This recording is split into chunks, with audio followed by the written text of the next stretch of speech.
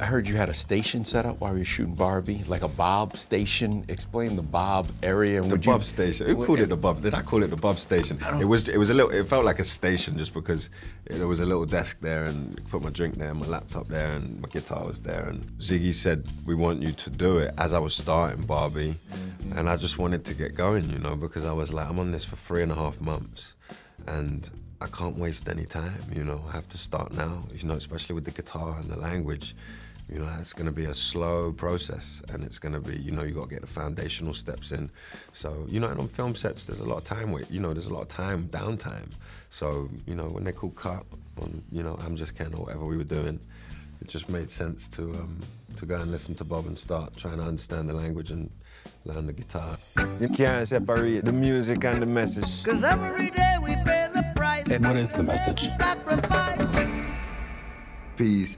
How has this whirlwind been so far? How are you handling all the stuff and the obligations? It's great, man. Yeah? It's so nice to be celebrating Bob, and Yeah. I forgot, you know, talking about Bob it's very easy for me. You have to shut me up, you know.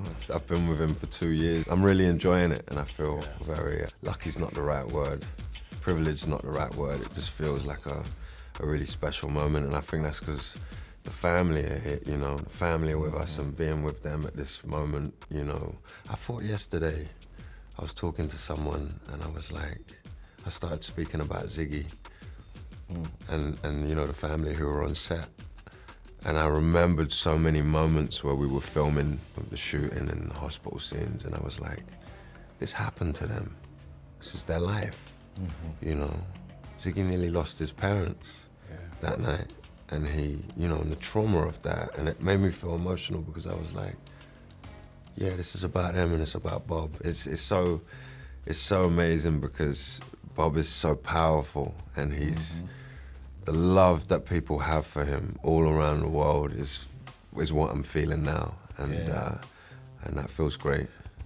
Miss Rita was very emotional at the screening, and you know, watching her life. What advice did you get when you were on set? Because so many people that lived this were there. Do you remember a moment on set where someone gave you advice? Neville was there. Well, I mean, every day. Neville was there every day, and he helped me and coached me through a lot of moments because he was in the room with Bob. You know, when Bob was writing those songs, Neville was there doing the pen to paper stuff for Bob, so he didn't have to do it. So that was incredible. I'd say it wasn't one person in particular. It was everyone in Jamaica who I spoke to in some way, shape or form, in their own way told me, remember Bob Nassaf. Remember that. So trying to find the tough gong and the skip and the general at the same time as remembering he was a beautiful human being, he was gentle, he was humble, he was a poet, he was kind, and he suffered and felt too. Making sure we nuanced and found all of those colors. He's not one or the other. He was complex, and he lived a rich life. So that the instruction from Jamaica and Jamaicans was always that, and that stayed with me. My life is not important to me. Are you satisfied My life is for people. with the life you're living? Do you really think this world will make it? Yes. When he's in the studio, it's tough gone, you know.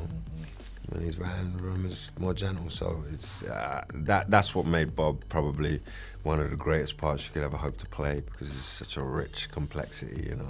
And I sat with someone from the Prime Minister's office, and literally she sat down in the seat, and she was like, let me focus in and watch this. And you started talking, and she said, hey, he did it. What was that like, getting the language down to sound like Bob? It was a journey. It was a journey, man. Yeah, and I remember it started on March the 12th. I started listening to Bob, and I had to have a very honest conversation with myself and go, you know, I understand a lot, but not everything. And so I recruited all of the Jamaicans that I know here. That was the first stage, you know. They'd help me understand, and some things they couldn't know. And there were these few pieces that I really wanted to make sure I understood, and I'd listened hundreds of times and still couldn't work it out.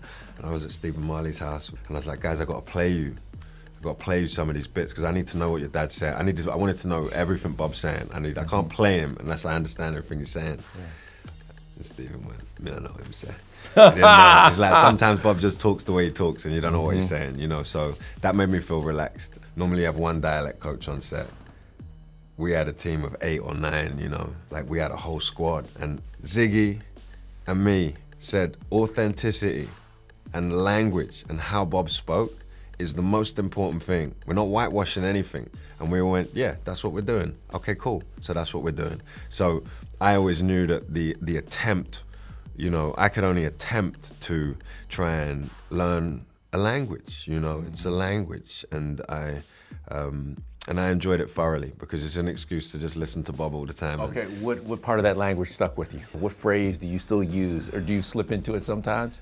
There's not one, you know. I always like, you know, the way Bob would express himself in certain moments, it just come into my head sometimes, you know. Me and my wife, we're always doing Bob talk and remembering how he said things. And but yeah, I spoke to a lot of people who knew Bob and spent time with him and loved him, and Jamaicans, and they say, you know, Bob really talked just like Bob. Bob didn't sound like anyone, you know. He sounded like him, and Bob picked up words from Europe, and he picked up words from America. You know, he traveled, you know, and he's from the country, and then he grew up in Trenchtown. So the way Bob speaks is so specific. It wasn't just about learning patois. It was how he spoke in the 60s and 70s, and it's so nuanced. So we needed a lot of help. Plan B was also a part of this, along with the Marley family. Did you ever get to meet Brad? Did Brad ever come around? Did he? I've never met Brad. Oh, no, what? My first job was with Brad Pitt. No. But he won't remember me. It was a couple of lines in World War Z, and he was down on the ship, and I was over at the desk, and I was supposed to be there, and then they cut my lines. They cut my lines. I was saying something to him, and they cut it, and they put me over in a corner, and took my lines away. But yeah, that was years ago. Yeah. I've never met him. No, I never met him. These songs of freedom is all I ever have. Redemption songs. When you write that? All my life. You called Lashana your rock. What was so special about your chemistry with her? We had 6, 7 months before we started shooting where we got to spend time together and get to know each other, and really we were talking about Bob and Rita, and a lot of our talks were like, how do we find this, you know, feeling of unconditional love when you've known someone for that long, when you share that much history? How can we do it without words? And I think, yeah, Lashana just looked out for me, and she was looking out for the project from the beginning. It was her culture, it's where she's from, and she wanted it represented properly. So, you know, she needed to check on me first and go like, who are you? You know, you good? You good? Right? Are you all right? I remember I felt like I was auditioning for her, you know? Really? Yeah, because I'm like, it's you know, I'm coming in to do, I needed her to understand that, you know, I was on job, you know, and I was ready to go, and it's, you know, 24 hours a day, 7 days a week, whatever we need to do to get this right. And so we kind of joined forces in that way. And so by the time we got to shooting, we'd known each other for a while. Because it's such a unique relationship. Bob and Rita's relationship was unique, and you had to find and define what it was in this movie, which wasn't easy. Did you two get to that place? We got to that place because we had the family and friends and everyone there. You know, we had a lot of really honest and difficult conversations at times, and found a lot of beautiful moments, a lot of really tough moments, a lot of really, you know, again, it's the respect and understanding that this is, you know, Ziggy and his family, this is their life, you know, this happened, and it needed a respect and a dignity, but a truth as well. It takes a lot of discussion and thought, you know, but yeah, Lashana and I had a lot of help again, you know, saying we're surrounded by everyone, you know. We're surrounded by everyone who knows everything, you know. Everybody. I felt for you. The night I came on the set, I was like, woo, everybody's here. I was like, man. By then I was like, this was just a normal day, just having the family behind the monitor and stuff, you know.